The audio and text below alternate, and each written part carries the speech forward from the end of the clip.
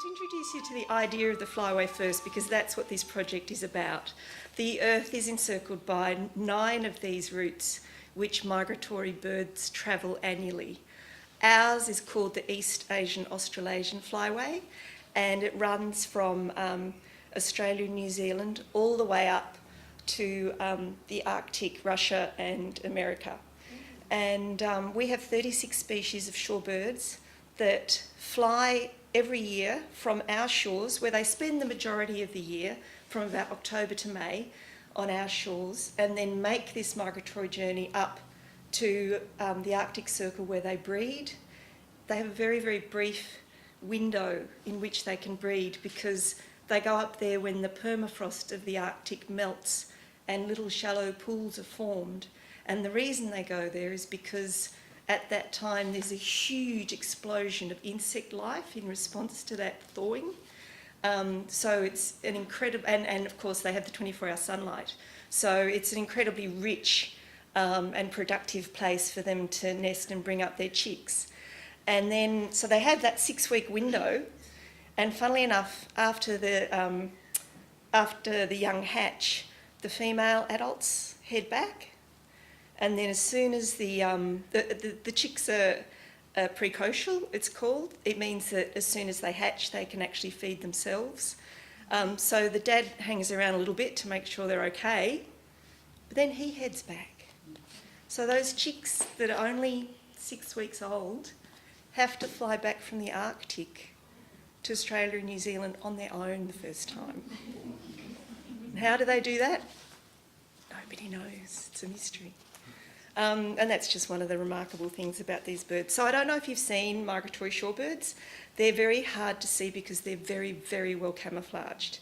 The smallest one is the red-necked stint, weighs only 28 grams, which is about as much as a Tim Tam. Still does this every year. The biggest one, the eastern curlew, which is also the most endangered, weighs about 900 grams. So that's the range we're talking about.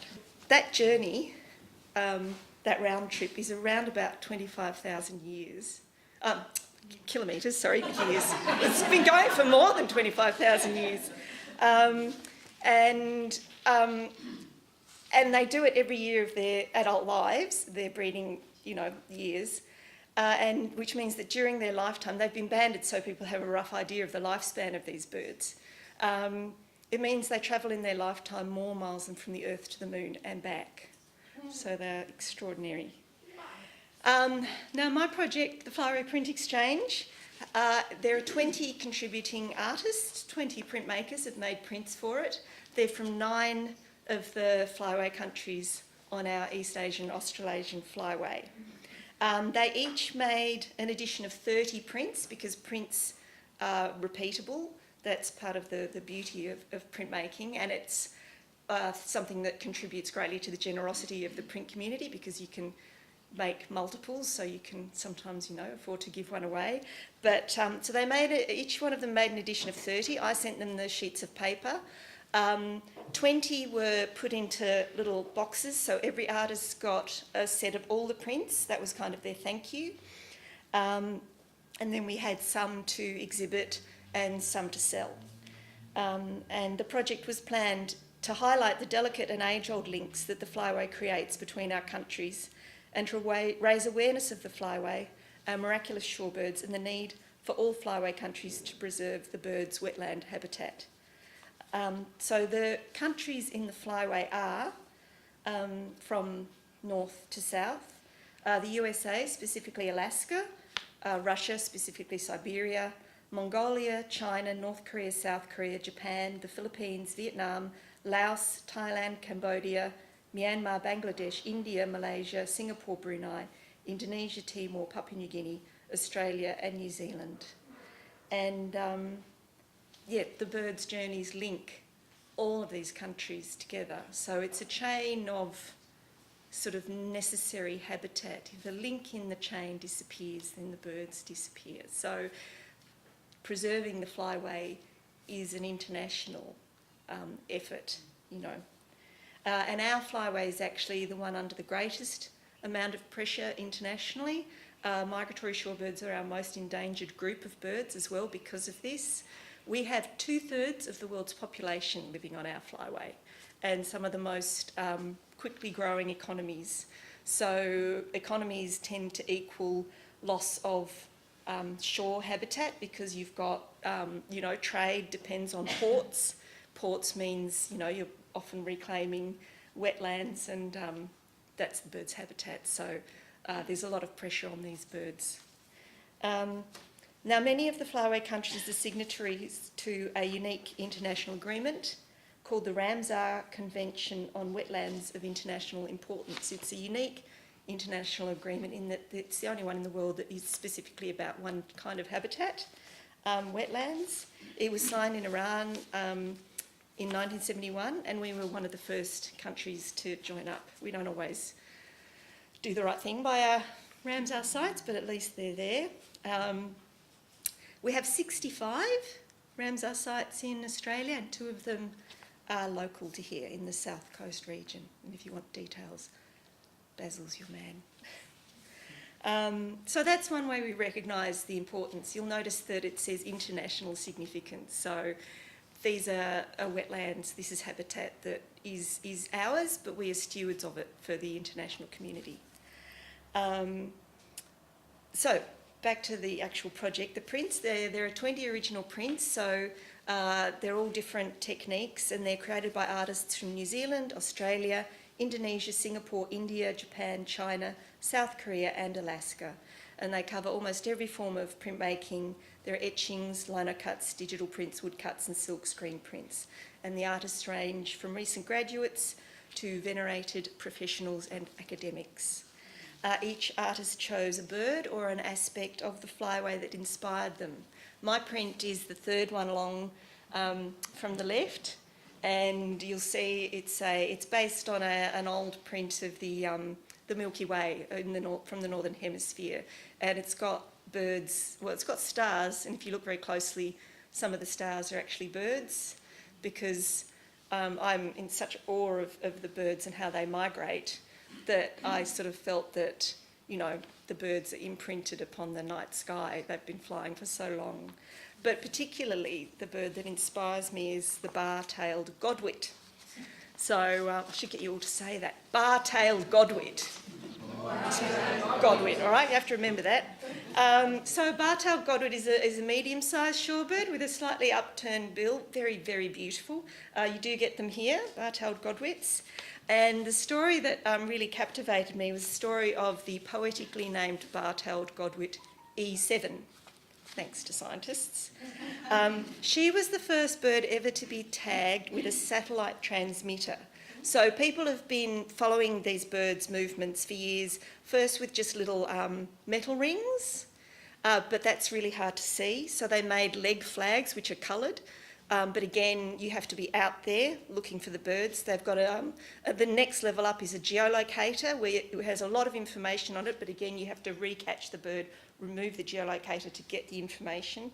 Satellite trackers transmit information constantly as long as the battery's going.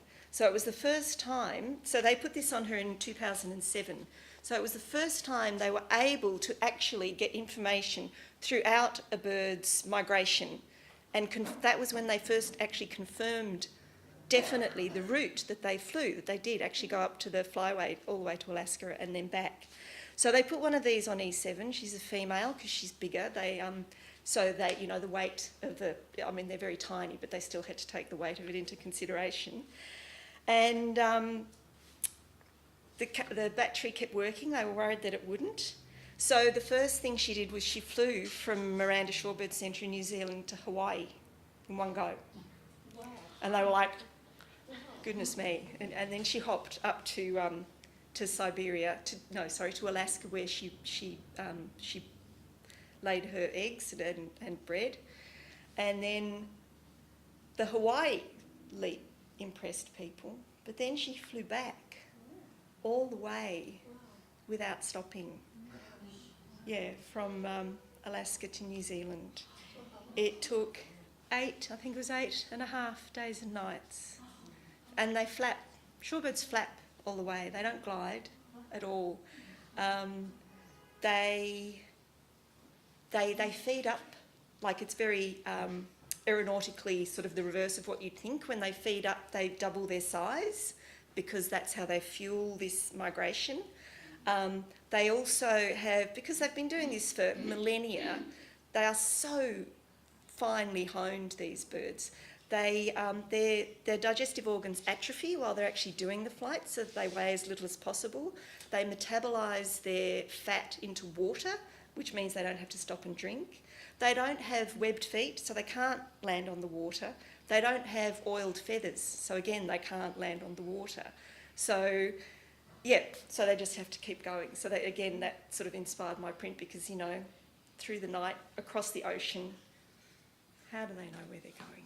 I mean, they can sense the magnetic fields of the Earth, and they think maybe they use the stars, but no one really knows. So, again, talking about the prints, like I said, there's a work from artists from a number of countries, and I can't talk about each one individually now, there's just not time, but if you want to hear the stories, come and talk to me later. But I was very lucky to get 3 Indigenous artists from Warralunga Art Centre in Borroloola in the Northern Territory. Violet Hammer, Gret Mingundu-Allwood and Sharon Keegren are the 3 artists.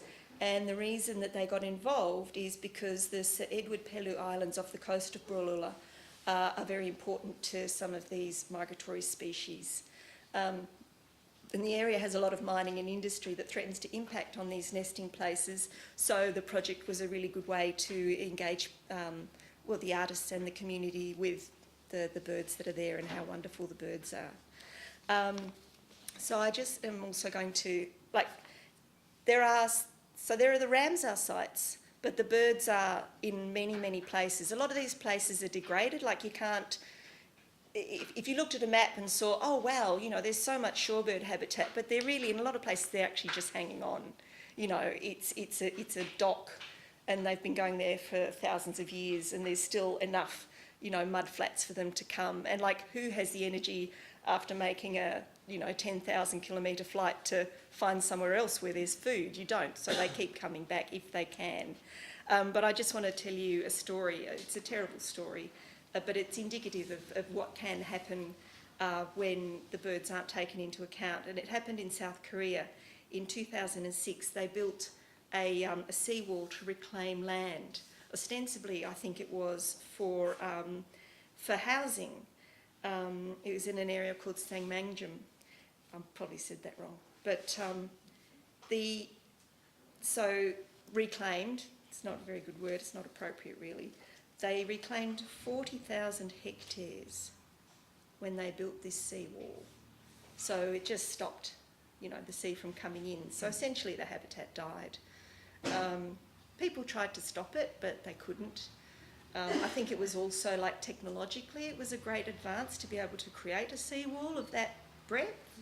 Sadly, I don't think the land has been used yet. Like, they keep thinking of things to use it for, and it hasn't been used.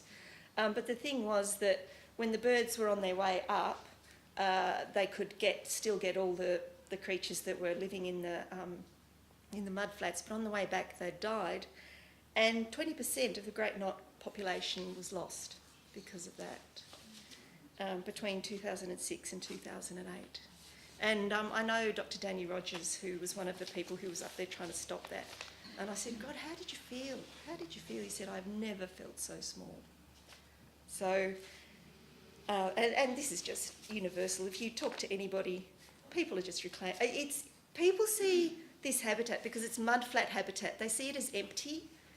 It's not necessarily beautiful, so they see it as valueless, but it's habitat, and it's very important and internationally important. These birds remind us that it's a global ecology, you know, that we're all dependent on, not just the birds, but the birds are a really good way to remember that. As well as being a story of environmental links and journeys, the Flyway resonates with human migrations. Our South Korean participant, Hyun Tai Lee, and I love his print. His is the one with the band of blue, and that's it. So, and then he's got just one little word with an arrow that says birds. He says that's his experience of bird watching. Because he says he just watches them until they disappear. So that's... But he wrote, because he's from South Korea, he wrote to me when he joined the project, looking at birds flying through the air, I used to envy their life beyond borders. There are so many people who have escaped from North Korea to South Korea, where I was born and raised. Searching for freedom, they dared to cross the border. People. However, the people seem to struggle, encountering another border, the border in people's minds. Little by little, I hope people, including myself, will be able to become oblivious to the barriers in our minds and fly away together beyond any discrimination, which is a lovely sentiment, but it's also particularly relevant these days, I think. From the project's outset, there was a fundraising component. The prints I sold the prints for $200 each. And so far we've raised about $17,000, which is really cool, which has all gone to BirdLIfe Australia, but the first $10,000 paid for the 2015 BirdLIfe Australia Indigenous grant for bird conservation and research. So that was very exciting to be able to do that.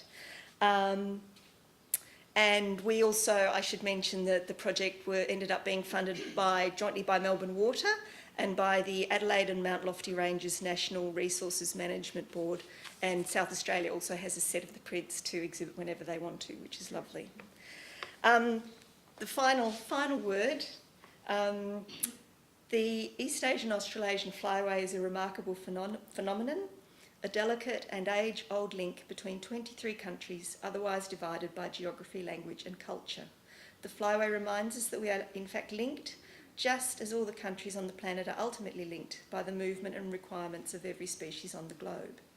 This richness is exemplified by this piece by the Alaskan ornithologist Brian McCaffrey. A feather grown to grace the breast of a godwit in New Zealand may someday be used to line the nest of a tundra-dwelling songbird near the Bering Sea. Tiny grains of stony detritus washed down from the highlands of central China may frame the burrow of a mud-dwelling worm in the Yellow Sea, a worm that helps fuel the flight of a great knot when it stops en route from the tropical coast of Australia to the wind-blown summits of the Chukotka Peninsula. Near the shores of the Sea of Okhotsk, a young Nordman's greenshank may leap from its nest in a tree to gorge among the wetlands of Sakhalin, only to fall prey months later to a hungry raptor along the shores of the South China Sea. A singing male spoon-billed sandpiper may perch atop the weathered rib of an Arctic whale at the summer solstice, then leave dainty tracks across the vast grey tidal flats of the Bay of Bengal before the autumnal equinox. Undaunted by the borders drawn on our two-dimensional maps, these feathered travellers remind us that we are connected in ways more profound and substantive than those set forth in the carefully crafted phrases of treaty and trade. Thank you.